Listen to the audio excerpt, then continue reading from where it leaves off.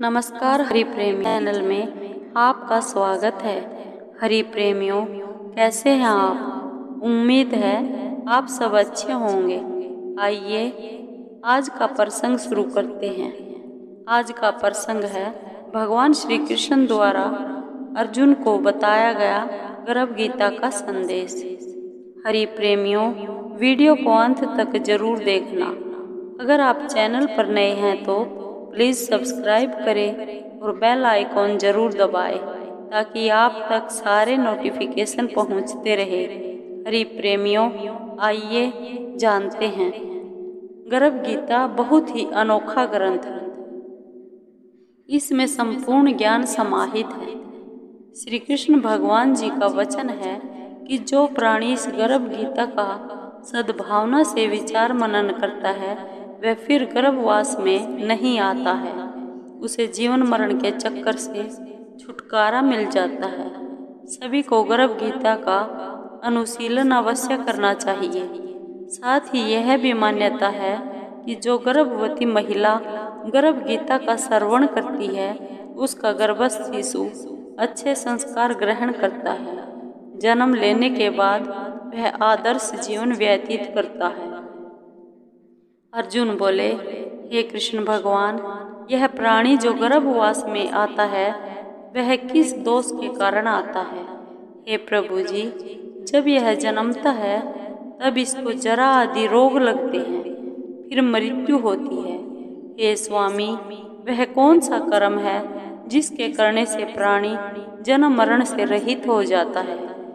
भगवान बोले, हे अर्जुन, यह मनुष्य जो है यह अंधा है, वह मूर्ख है, सो संसार के साथ प्रीति करता है।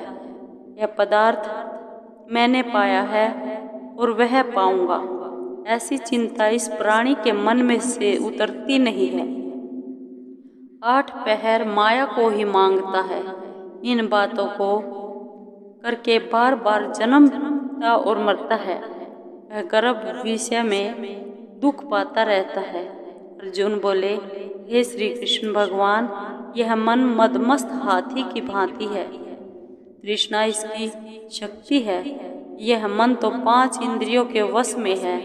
काम, क्रोध, लोभ, मोह और अहंकार, इन 5 में अहंकार बहुत बली है। सो कौन सा यत्न है जिसे मन वश में हो जाए? भगवान बोले, हे अर्जुन, यह मन निश्चय ही हाथी की भांति है। तृष्णा इसकी शक्ति है। मन 5 इंद्रियों के वश में है। अहंकार इनमें श्रेष्ठ है। हे अर्जुन, जैसे हाथी अंकुश के वश में होता है वैसे ही मन रूपी हाथी को वश में करने के लिए ज्ञान रूपी अंकुश है। अहंकार करने से यह जीव नरक में पड़ता है। अर्जुन बोले, हे भगवान, जो एक तुम्हारे नाम के लिए वनखंडों में फिरते हैं, एक वैरागी है, एक धर्म करते हैं, इनको कैसे जाने? जो वैष्णव है वे कौन हैं? भगवान बोले, हे अर्जुन, एक वे हैं जो मेरे ही नाम के लिए वनों में फिरते हैं, वे सन्यासी कहलाते हैं। एक वे हैं जो सिर पर जटा बांधते हैं और अंग पर भस्म लगाते हैं। उनमें मैं नहीं हूँ, क्योंकि इनमें अहंकार है। इनको मेरा दर्शन दुर्लभ है। अर्जुन बोले, हे भगवान, वह कौन सा पाप है जिससे स्त्री की मृत्यु हो जाती है? वह कौन सा पाप है जिससे पुत्र मर जाता है? और नपुंसक कौन पाप से होता है? श्री भगवान बोले, हे अर्जुन, जो किसी से कर्ज लेता है और देता नहीं है, इस पाप से उसकी औरत मरती है। और जो किसी की अमानत रखी हुई वस्तु पचा लेता है उसके पुत्र मर जाते हैं। जो किसी का कार्य किसी के गोचर आए पड़े और वह जबानी कहे कि मैं तेरा कार्य सबसे पहले कर दूंगा, पर समय आने पर उसका कार्य ना करे, इस पाप से नपुंसक होता है। ये बड़े पाप हैं। अर्जुन बोले, हे भगवान, कौन पाप से मनुष्य सदैव रोगी रहता है? किस पाप से गधे का जन्म पाता है, स्त्री का जन्म तथा टट्टू का जन्म क्यों कर पाता है, बिल्ली का जन्म किस पाप से होता है। श्री भगवान बोले, हे अर्जुन, जो भी मनुष्य कन्यादान करते हैं और इस दान में मूल्य लेते हैं वे दोषी हैं। वे मनुष्य सदा रोगी रहते हैं। जो विषय विकार के वास्ते मदिरा पान करते हैं वे टट्टू का जन्म पाते हैं, और जो झूठी गवाही भरते हैं वे औरत का जन्म पाते हैं। जो औरतें रसोई बना के पहले आप भोजन कर लेती है और पीछे भगवान को अर्पित करती हैं वे बिल्ली का जन्म पाती है। जो मनुष्य अपनी झूठी वस्तु दान करते हैं वे औरत का जन्म पाते हैं, वह गुलाम औरतें होती हैं। अर्जुन बोले, हे भगवान, कई मनुष्यों को तो आपने सुवर्ण दिया है, सो उन्होंने कौन सा पुण्य किया है, और कई मनुष्यों को आपने हाथी घोड़ा रथ दिए हैं, उन्होंने कौन सा पुण्य किया है। भगवान बोले, हे अर्जुन,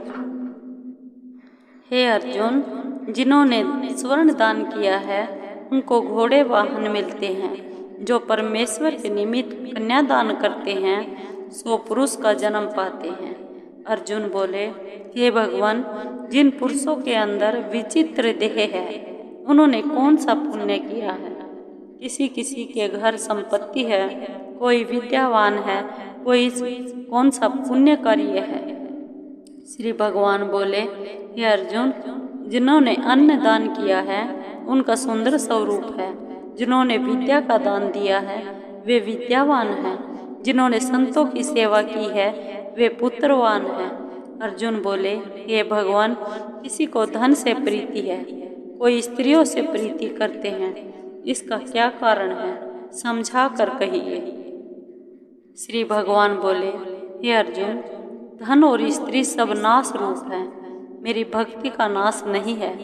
अर्जुन बोले, हे भगवान, यह राजपाट किस धर्म के कारण मिलता है, विद्या कौन सा धर्म करने से मिलती है। श्री भगवान बोले, हे अर्जुन, जो प्राणी काशी में निष्काम भक्ति से तप करते हुए देह त्यागते हैं वे राजा होते हैं, और जो गुरु की सेवा करते हैं वे विद्यावान होते हैं। अर्जुन बोले, हे भगवान, किसी को धन अचानक बिना किसी परिश्रम से मिलता है, सो उन्होंने कौन सा पुण्य कार्य किया है।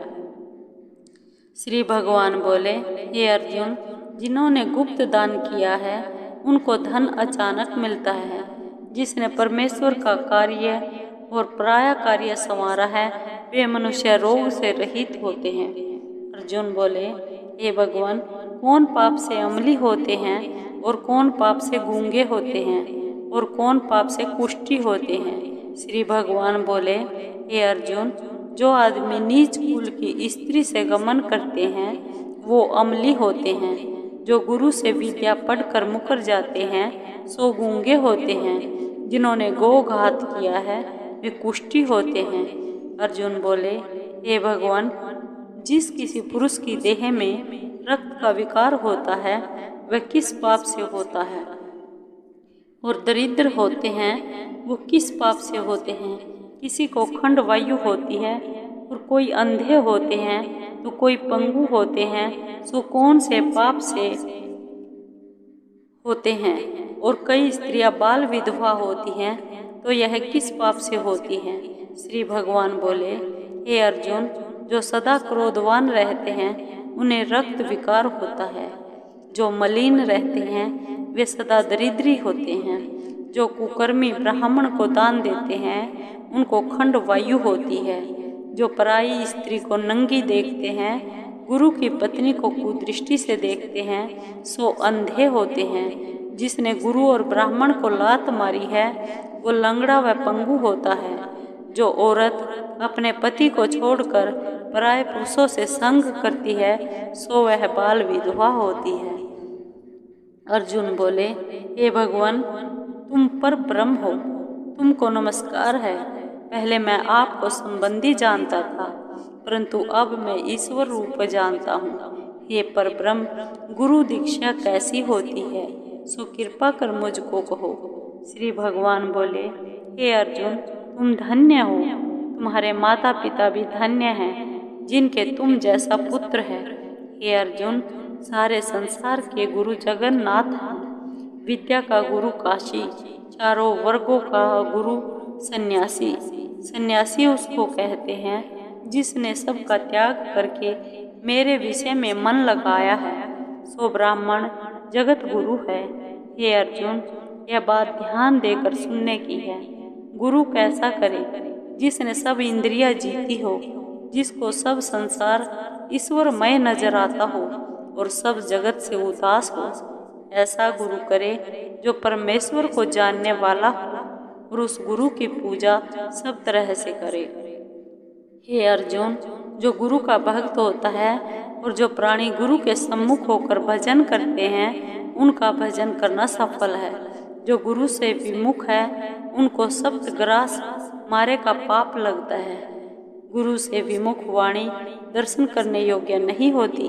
जो गृहस्थी संसार में गुरु के बिना है, वो चांडाल के समान है। जिस तरह मदिरा के भंडार में जो गंगा जल है वह अपवित्र है, इसी तरह गुरु से विमुख व्यक्ति का भजन सदा अपवित्र होता है। उसके हाथ का भोजन देवता भी नहीं लेते। उसके सब कर्म निष्फल हैं। कुकर, सूकर, गदर, काक, ये सब की सब योनियां बड़ी खोटी योनियां हैं। इन सब से वह मनुष्य खोटा है जो गुरु नहीं करता। गुरु बिना गति नहीं होती, वह अवश्य नरक को जाएगा। गुरु दीक्षा बिना प्राणी के सब काम निष्फल होते हैं। हे अर्जुन, जैसे चारों वर्णों को मेरी भक्ति करना योग्य है, वैसे गुरु धार के गुरु की भक्ति करना योग्य है। जैसे गंगा नदियों में उत्तम है, सब व्रतों में एकादशी का व्रत श्रेष्ठ है, वैसे ही हे अर्जुन, शुभ कर्मों में गुरु सेवा उत्तम है। गुरु दीक्षा बिना प्राणी पशु योनि पाता है। जो धर्म भी करता है सो पशु योनि में फल भोगता है। वह 84 योनियों में भ्रमण करता रहता है। अर्जुन बोले, हे श्री कृष्ण जी, भगवान, गुरु दीक्षा क्या होती है? श्री भगवान बोले, हे अर्जुन, धन्य जन्म है उसका जिसने यह प्रश्न किया है। तू धन्य है। गुरु दीक्षा के 2 अक्षर है, हरिओम। इन अक्षरों को गुरु कहता है। यह चारों वर्णों को अपनाना चाहिए। हे अर्जुन, जो गुरु की सेवा करता है उस पर मेरी प्रसन्नता है। वह 84 योनियों से छूट जाएगा, जन्म मरण से रहित होकर नरक नहीं भोगता। जो प्राणी गुरु की सेवा नहीं करता वह 3.5 करोड़ वर्ष तक नरक भोगता है। जो गुरु की सेवा करता है उसको अश्वमेध यज्ञ के पुण्य का फल मिलता है। गुरु की सेवा मेरी सेवा है। हे अर्जुन, हमारे संवाद को जो प्राणी पढ़ेंगे सुनेंगे वो गर्भ के दुख से बचेंगे। उनकी 84 योनियां कट जाएगी। इसी कारण इस पाठ का नाम गर्भ गीता ज्ञान है। श्री भगवान बोले, श्री भगवान के मुख से अर्जुन ने श्रवण किया है, गुरु दीक्षा लेना उत्तम कर्म है। उसका फल यह है कि नरक की 84 योनियों से जीव बचा रहता है। भगवान बहुत प्रसन्न होते हैं। हरि प्रेमियों, आपको ये वीडियो कैसी लगी? अगर आपको वीडियो अच्छी लगी हो तो लाइक कीजिए, शेयर कीजिए और कमेंट जरूर कीजिए, सब्सक्राइब कीजिए। धन्यवाद।